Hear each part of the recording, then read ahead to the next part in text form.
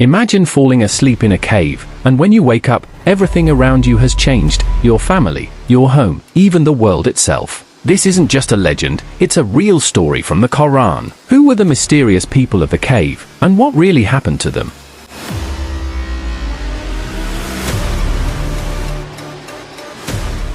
Long ago, in a great and powerful city, the people worshipped many gods made of stone, gold, and wood.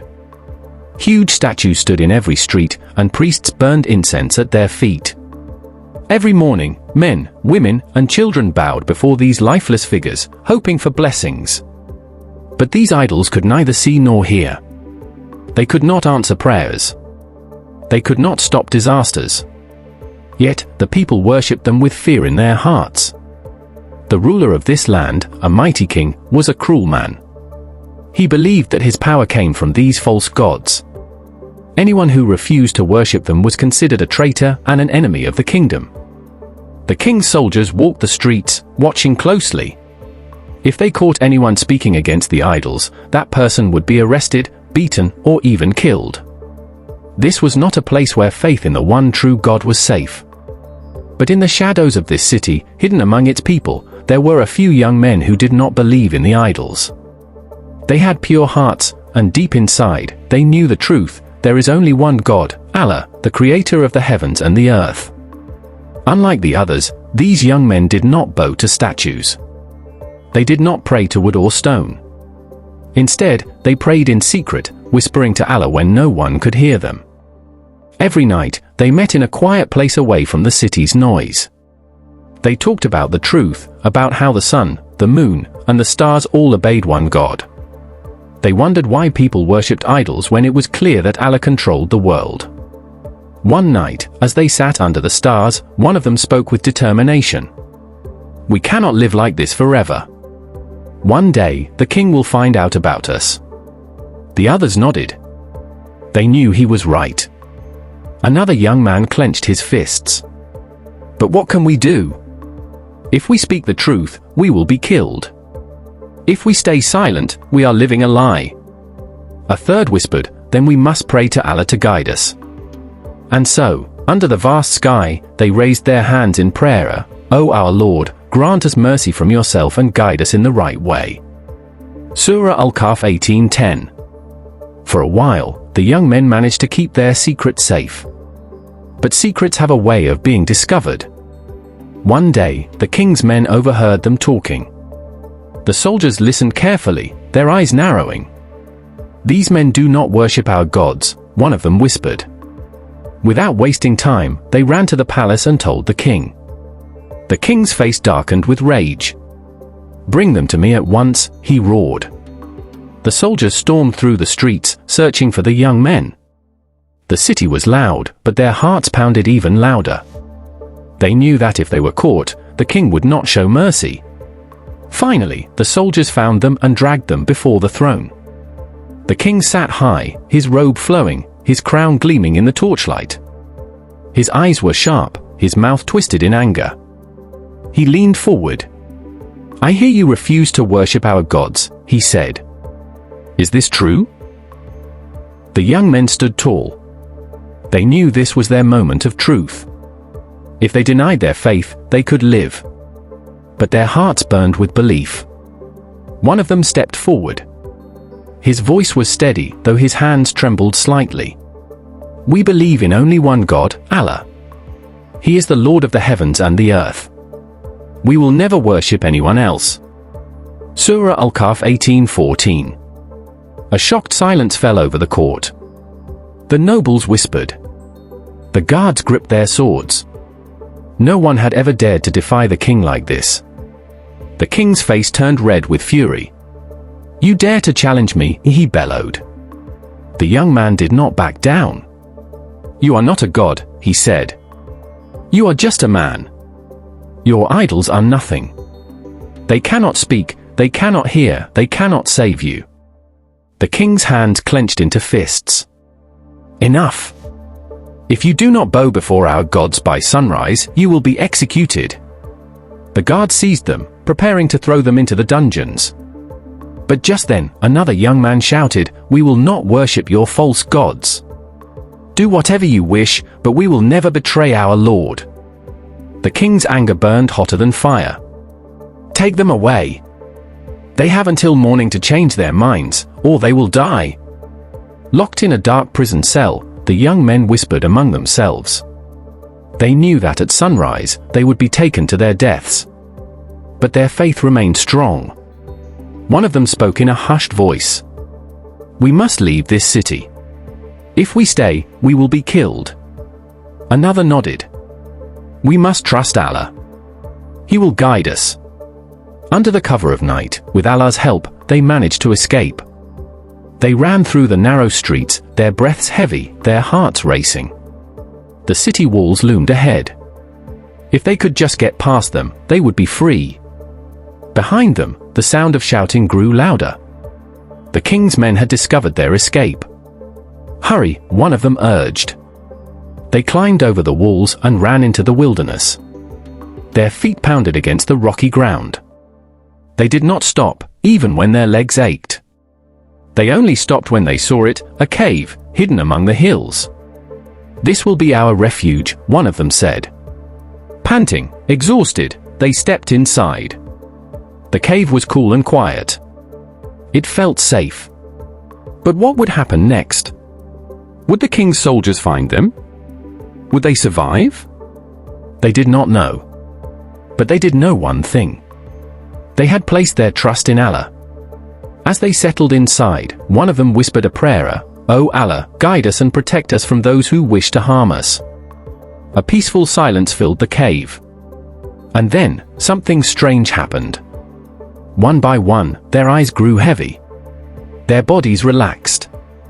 Their breathing slowed. They fell into a deep, deep sleep. And the world outside continued without them. The young men had no idea that their escape was only the beginning of a far greater miracle. They had no idea that when they would wake up, the world would be different, completely different. Would you have been brave enough to stand against the king? Comment below and share this story with others who love amazing Quranic mysteries. The sky was a deep shade of blue, sprinkled with stars that twinkled like distant lanterns. The night air was cool, carrying the scent of earth and wildflowers. The young men moved quickly, their breaths heavy, their hearts pounding against their ribs. Behind them, the lights of their city flickered in the distance, growing smaller with every step. They could not turn back. They had no homes to return to. No families to protect them. The moment they had spoken the truth, they had become outcasts. The king's soldiers would search every corner of the land to find them. If they were caught, death would be the only outcome. Still, they did not regret their choice. The road ahead was uncertain, but they believed in Allah's plan. The journey into the unknown, the path was rough beneath their tired feet. Sharp stones bit into their skin, and thorns scratched at their arms as they pushed through the wilderness. They had walked for hours, perhaps the entire night, without food or rest. "We cannot stop," one of them said. "The king's men will not be far behind." But exhaustion was creeping into their bones. Their legs ached, and their eyelids grew heavy. Their faith was strong, but their bodies were weak. Just when despair threatened to take hold, one of them pointed toward the hills ahead. "Look!" The others followed his gaze. Nestled between two towering rocks was a dark opening, a cave, hidden deep within the mountains. The entrance was shadowed, as if the cave itself were a secret waiting to be discovered. A place to rest. A place to hide. A place of refuge. They quickened their pace, climbing over jagged rocks and uneven ground until they reached the cave's entrance. One of them stepped inside first, peering into the darkness. Cool air wrapped around him, whispering through the stone walls. It was silent. Safe. They had found their sanctuary. A prayer for protection. Inside, the cave was wide and deep. The walls were rough, carved by time itself. The ground was cool beneath them. They sat together, breathing heavily, their bodies worn from the journey. One of them turned to the others, his voice quiet but firm. "We must pray."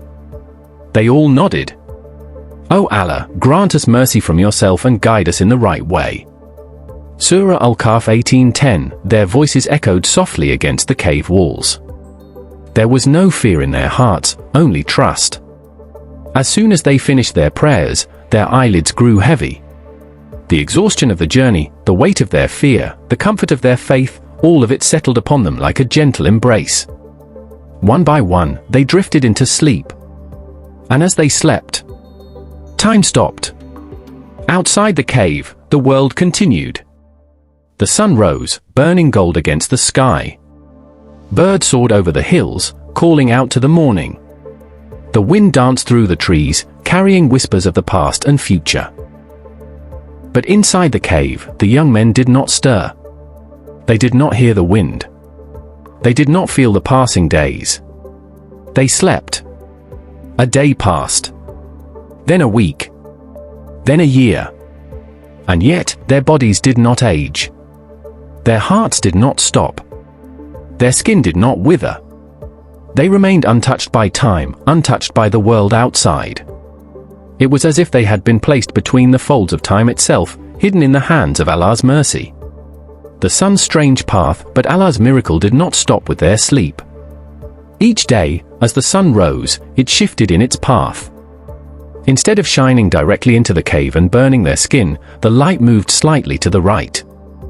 It passed over them gently, keeping them warm but never harming them. At sunset, the light moved again, this time to the left, ensuring they remained in perfect comfort. And you would see the sun when it rose, inclining away from their cave to the right, and when it set, passing away from them to the left, while they lay in the open space inside. Surah Al-Kahf 18:17. It was as if the entire universe had been commanded to protect these young men. The world outside changed. Kingdoms rose and fell. New rulers took the throne. Generations passed. And still, they slept. The guardian at the entrance.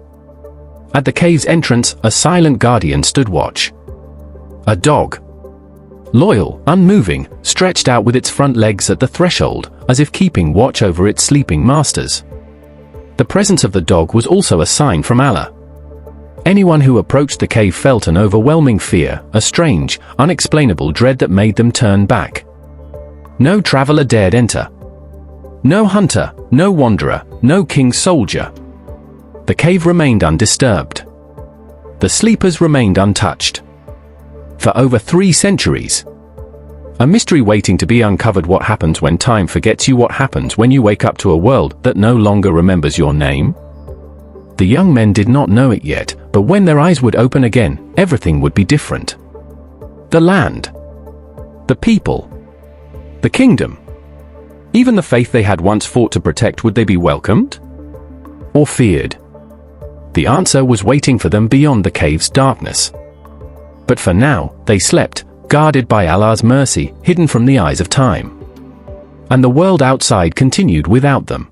The world outside moved forward. The city they had once called home changed beyond recognition. The king who had sworn to kill them was long gone, his throne taken by another.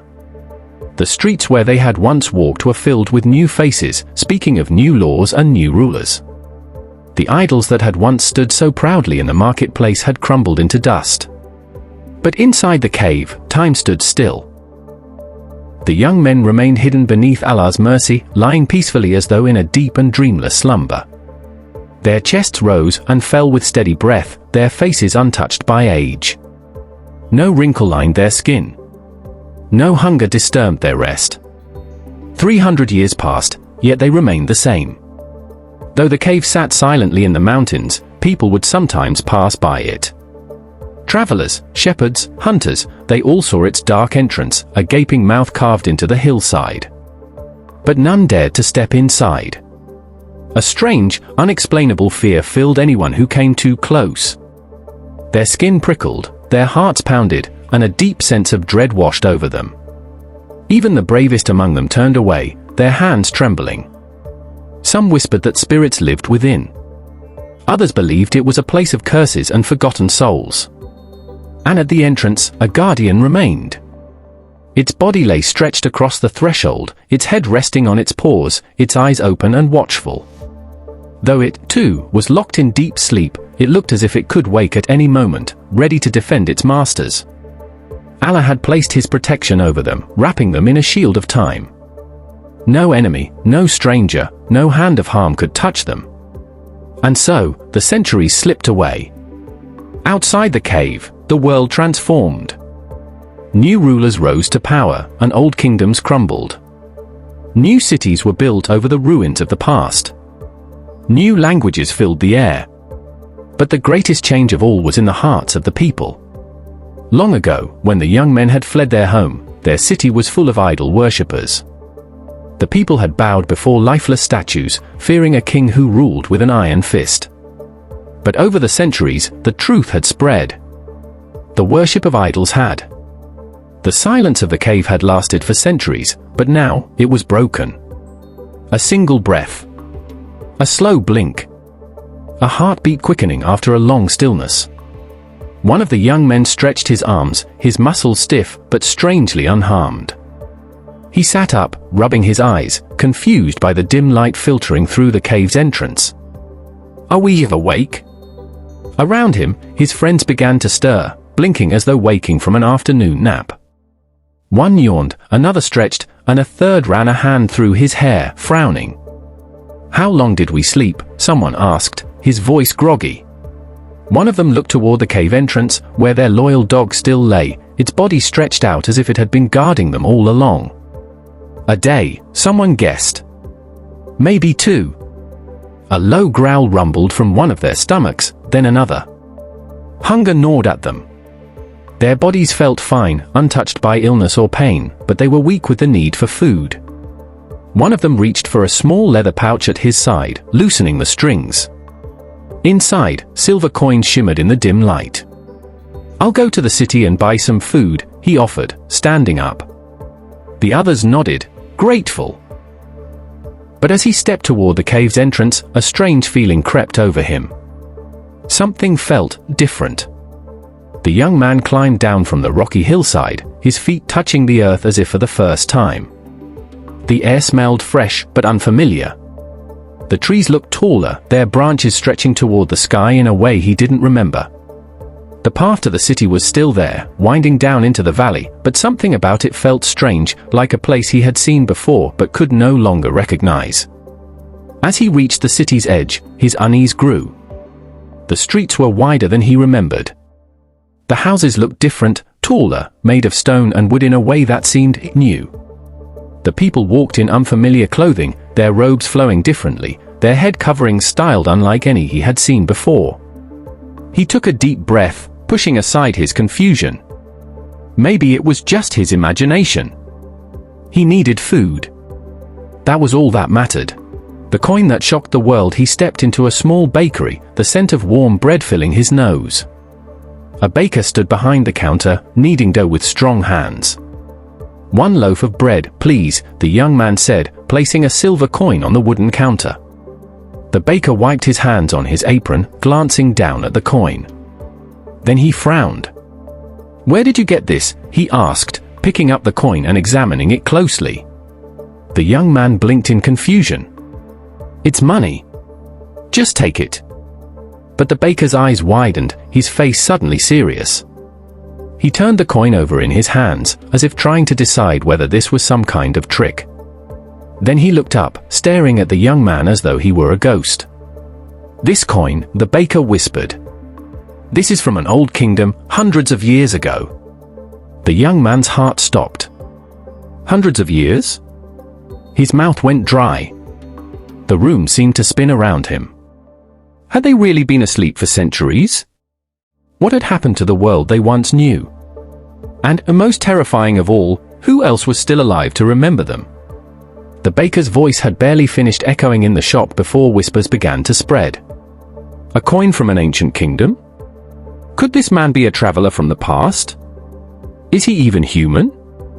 People gathered quickly, peering through the bakery's entrance, their eyes wide with curiosity and fear.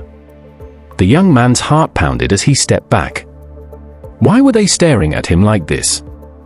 Why did his coin cause such a commotion? The baker turned to one of the men in the crowd. "Go and inform the ruler. He must hear this at once." It did not take long for the news to reach the ruler of the land. Unlike the cruel king of the past, this ruler was known for his wisdom and kindness. When he heard of a mysterious young man carrying an ancient coin, he was intrigued. "Bring him to me," he commanded. The young man, still confused and overwhelmed, was led through the streets. The city felt so strange, familiar, yet completely different. As he walked, he noticed the people. There were no idols, no false gods displayed in the marketplace. Instead, he heard the name of Allah spoken openly. Had the world truly changed so much? When he arrived at the palace, the ruler sat on a grand seat, his face kind but filled with deep curiosity. He gestured for the young man to come closer. "Tell me who you are," the ruler said gently. "And tell me, where have you come from?" The young man took a deep breath. He told his story, the tale of him and his friends, their escape from the tyrant king, their prayers to Allah, and their retreat into the cave. He told of their exhaustion, their final words before falling asleep. And then, waking up to this strange world. The room was silent. The ruler's eyes glistened with emotion. Then, in a trembling voice, he spoke. "You do not know, but that king you feared is long gone. Many generations have passed since his rule." The young man's heart skipped a beat. "Generations?" "The world has changed," the ruler continued. "Now, the people believe in Allah. The faith you risked your life for has triumphed." The young man's breath caught in his throat. His legs felt weak beneath him. He had feared that his people would never turn to Allah, but now his greatest dream had come true. Tears filled his eyes. Their suffering had not been in vain. There was only one thing left to do. "I must return to my friends," the young man said, "and tell them everything." The ruler nodded. "Go, and may Allah be with you." The young man ran through the city, his heart beating with excitement. He had to tell them, they had to see this new world, a world that had finally embraced the truth. As he reached the cave, his voice echoed inside, "Wake up! Wake up! I have news for you." One by one, his friends stirred. He told them everything. The king was gone, the city had changed, and their people now believed in Allah. They listened, their faces filled with wonder. "It is Allah's mercy," one of them whispered. "We were hidden so that we would not suffer, and now we awaken to find that the truth has won."